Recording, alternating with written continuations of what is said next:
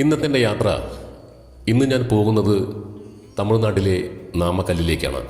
നാമക്കല്ലിലെ വളരെ പ്രശസ്തമായ നാമക്കൽ കോട്ടയും ആ കോട്ടയോട് ചേർന്നുള്ള 2 പുണ്യപുരാതന ക്ഷേത്രങ്ങളാണ് ഇന്നെൻ്റെ യാത്രയുടെ ലക്ഷ്യം.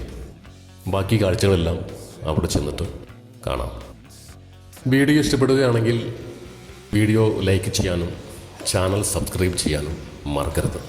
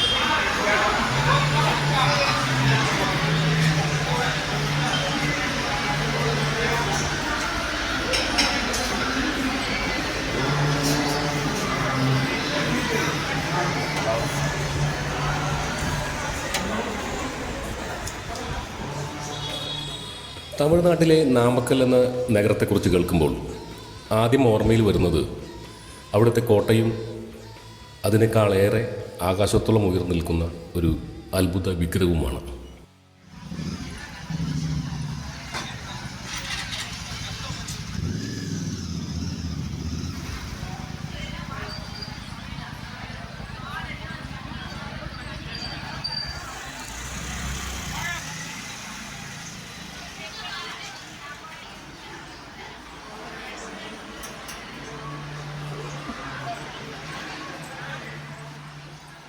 ഒറ്റക്കല്ലിൽ കൊത്തിയെടുത്ത മേൽക്കൂരയില്ലാത്ത വിസ്മയം, അതാണ് നാമക്കല്ലിലെ ശ്രീ ആഞ്ജനേയർ ക്ഷേത്രം.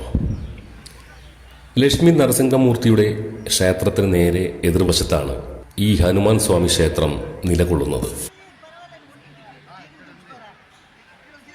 ഇതിൻ്റെ ചരിത്രം പറയുകയാണെങ്കിൽ, രാവണവധത്തിന് ശേഷം ശ്രീരാമ പട്ടാഭിഷേകത്തിനായി ഹിമാലയത്തിൽ നിന്നും സാലഗ്രാമവുമായി മടങ്ങുകയായിരുന്ന ഹനുമാൻ യാത്രാമധ്യേ ഇവിടെയുള്ള കമലാലയ തീർത്ഥക്കരയിൽ സന്ധ്യാവന്ദനത്തിനായി അദ്ദേഹം ഇറങ്ങുകയും തൻ്റെ കയ്യിലുള്ള സാലഗ്രാമം ലക്ഷ്മി ദേവിയെ ഏൽപ്പിക്കുകയും ചെയ്തു.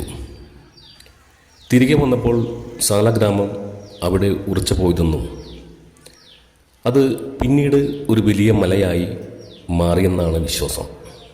ആ മലയാണ് ഇന്നത്തെ നാമക്കൽ കോട്ടയിരിക്കുന്ന നാമഗിരി എന്ന ആ പുണ്യഭൂമി.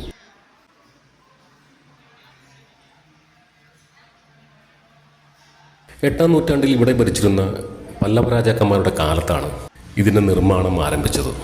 ഏകദേശം 8-ാം നൂറ്റാണ്ടിൽ ക്രിസ്തുവർഷം 700-നും 750-നും ഇടയിലാണ് ഇത് നിർമ്മിച്ചതെന്ന് കരുതുന്നത്. പല്ലവ വാസ്തുവിദ്യ ശൈലിയിലാണ് ഇവിടുത്തെ ക്ഷേത്ര സമുച്ചയങ്ങളെല്ലാം തന്നെ നിർമ്മിച്ചത്.